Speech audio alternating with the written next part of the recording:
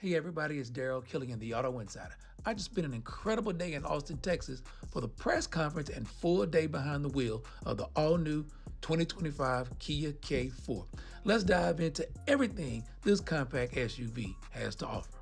But if you haven't already done so, take a minute to like and subscribe to our page and make sure you click that bell so you don't miss any of our weekly reviews here on the Auto Insider. I've been driving this K4 for about, 5 or 6 miles now, a little bit of highway, a little bit of side road.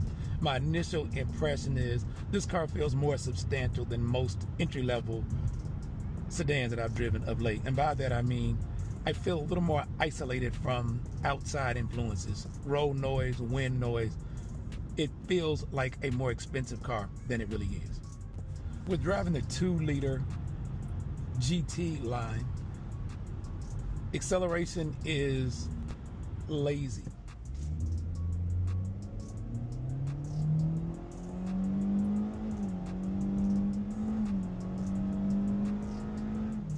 So as you can see, under a heavy load, there's a bit more engine noise here in the passenger compartment, but when I compare it to some of the other compact sedans, acceleration is pretty serene as well.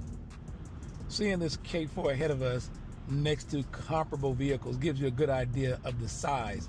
That Optima right there, it was replaced by the Kia K5, and as you can tell, that K4 seems to be close to the size of that Optima. So that goes right in line with what we were told today in the press briefing, that these vehicles are larger and more interior space in order to attract a different buyer. Anybody looking for a compact sedan with good fuel economy daily doesn't really need any aggressive driving abilities in a vehicle like this. This is about how we're going to drive this vehicle on a daily basis, and from my point of view, this K4 is plenty for anybody looking for a compact sedan. Even on this dirt road, this K4 is really quiet. The ride is very comfortable, and again, not what I expected from an entry-level compact sedan. While the K4 is not going to be, I think, anyone's choice for a performance sedan, this 1.6-liter turbo does feel a lot more responsive than the 2-liter aspirated. When I switch it over to this drive mode, I actually do feel a little more aggression from the engine.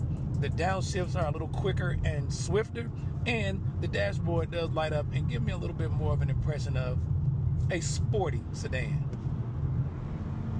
And as you can see, that downshift was pretty aggressive.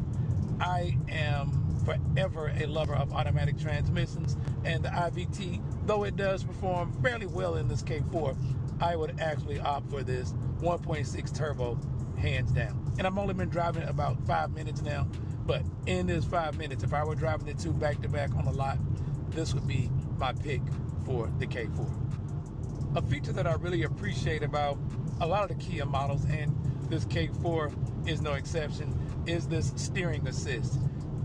While Kia does not advertise this as some type of an autonomous driving feature, it does add another layer of confidence when you're driving, especially on back winding roads like this.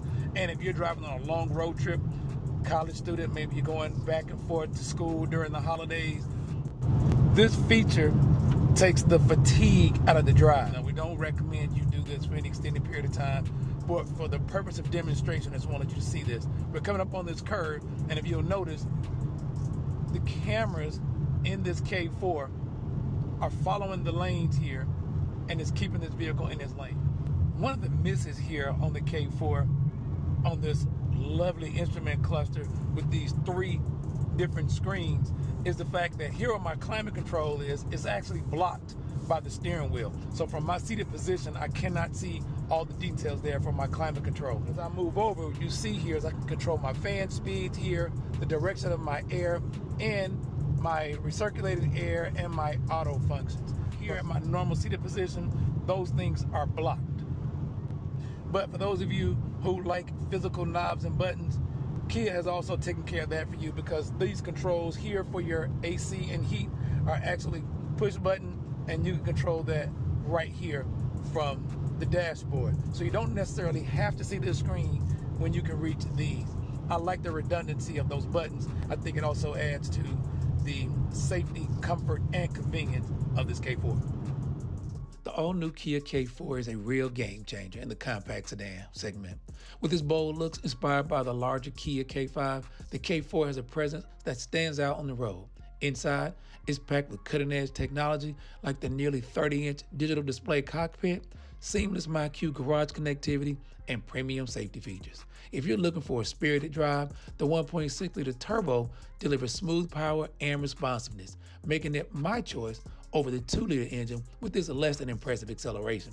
The 2-liter does get better fuel economy, it just doesn't match the fun factor of the turbo. I did notice a couple of hiccups, like the climate control being blocked by the steering wheel, but overall, the K4 excels where it counts. It's packed with features usually found on more expensive sedans, and I think it has a potential to bring buyers who might not have considered Kia before. You may be one of them. With all this going on for it, I expect the K4 to continue the strong sales numbers of the Forte it replaces. Thanks for watching. If you enjoyed this review, don't forget to hit the like button, subscribe to my channel, and turn on notifications for more honest car reviews. I'll see you next time.